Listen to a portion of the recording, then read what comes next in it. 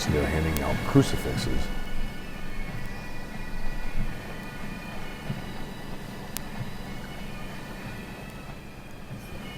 Those have been obviously blessed. Some may opt to put that with the carnations on top, or keep that with them. That's another part of the Catholic thing. Another thing with that, and you saw feet first that Greg is. He's actually facing to the east. That's another Catholic thing. So by death, they would be able to see. We should be able to see the sun rise coming from the east. That's one of the reasons behind that. A Catholic tradition. Catholic tradition.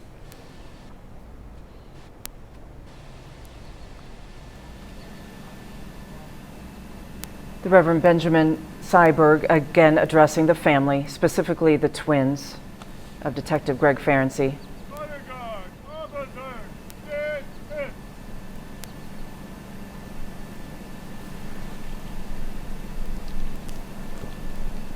And that is the conclusion of the burial service and the full military honors. What are you seeing there, Scott? So this is typically the point where honor guard members, but likely the OIC is going to, all the pressure that's been on him since last Wednesday.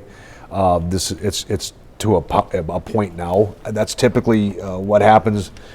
So he is probably going to be getting consoled, among other things, as soon as he steps away from here.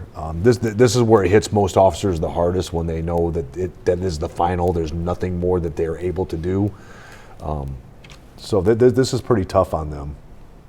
Of course. Not only are they losing a comrade, but they're also in charge of making sure this is perfect. They want this to be perfect for the family and for their fallen officer.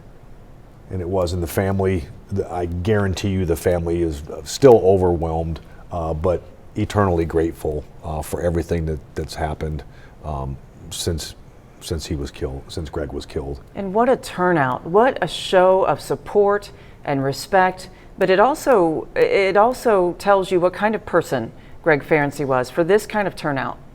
The calls, the letters, the texts, the showing of support from the community, not only because they lined the route, several processional routes that we had this week, but also the businesses, the signs on the businesses, or just someone saying, hey, thank you for what you do. It is, and the kids. I mean, the kids. When you see the handprints and you see the handwriting, you know, from maybe a 5 or 6 year old, that's you can never forget that. You just can't, and nobody will forget any part of this. Eventually, it will come to them. Whatever one that was most significant for them, and even ones that they didn't think of, will come back to them and us at some point in time. It's just a matter of when.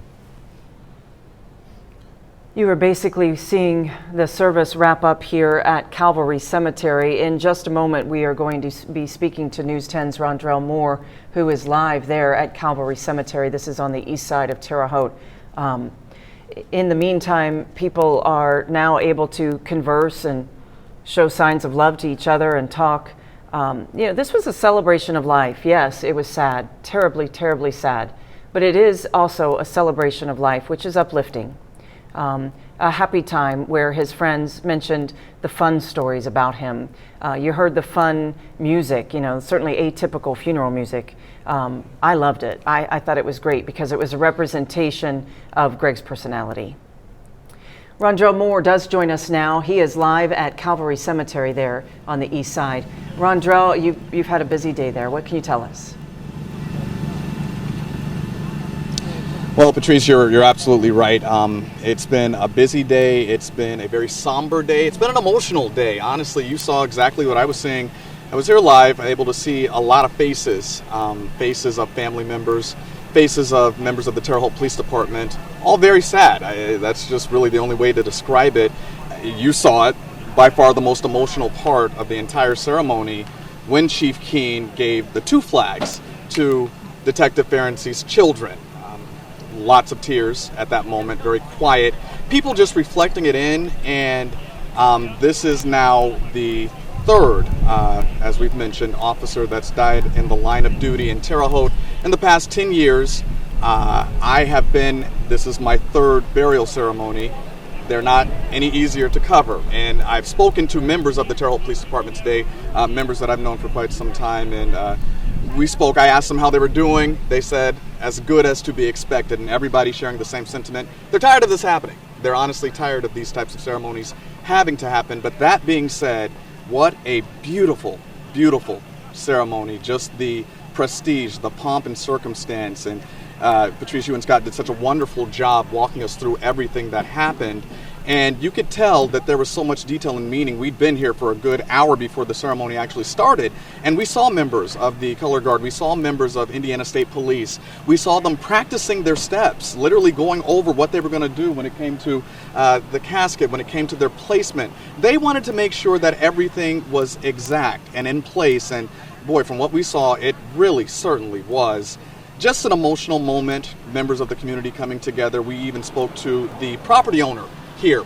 He said that he was honored that Calvary Cemetery was chosen to be the final resting place for Detective Ferency. And just to my right now, I'm seeing members of the community. There's a neighborhood not too far behind my photographer, Jaron West. There are members lining the streets. Again, the community coming together. I spoke a little bit earlier on social media about how members from the Red Cross, Salvation Army, they're here. They just want to help any way they can. They've been handing out water.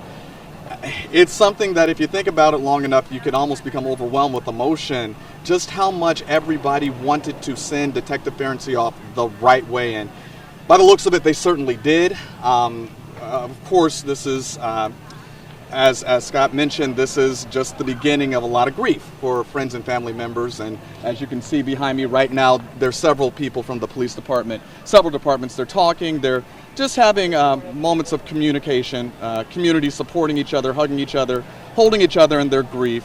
Just a time to have kind of their final reflections of Detective Ferency. But all in all, just to kind of put a capsule on this day, a very sad day for the community. There's really no other way to describe it. But at the same time, a day where we've seen unity like no other right here in the Wabash Valley. Patrice. You are absolutely right. It was a beautiful, beautiful service, procession, and then ultimately the burial service, and a time for the community to come together. Yeah. We have said before, tragedy will often do that. Yeah, but still the outpouring of support, if you can't see it, you can certainly feel it. And this is just a huge relief now that for the officers that were out there, as you saw. But so much appreciated for everything that everybody has done, especially you all here at the station.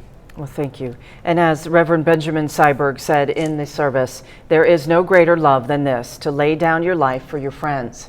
And that is exactly what Detective Greg Ferency did.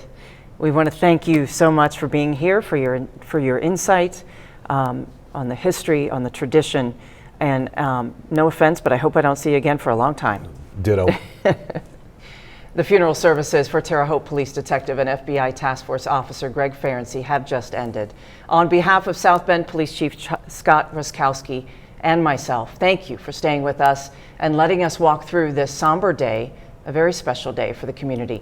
Susan Dinkle now joins us again as we prepare to end our special coverage. We will continue coverage of today's services for you at 5 and 6 o'clock Eastern right here on News 10. You can also see our complete coverage on Detective Ferency at WTHI-TV.com. We thank South Bend Police Chief Scott Ruskowski for giving us important insight into today's services. As we leave you this afternoon, we want to play the final call for Terre Haute Police Detective and FBI Task Force Officer Greg Ferency. FLP 1420, Central Dispatch, Unit 129. Central Dispatch, Unit 129. Central Dispatch, Unit 129. On July 7th, 2021, Terre Haute Police Department Detective Greg J. Ferency answered his final call. While leaving his office, Detective Ferency was ambushed and killed. There is no greater love than a man that would lay down his life for another.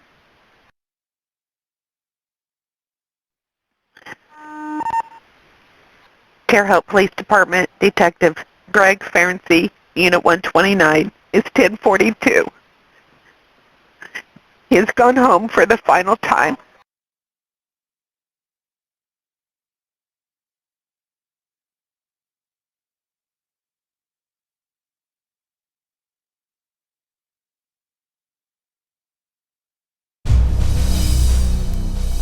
This has been a News 10 special report. A fallen hero, remembering Detective Greg Ferency.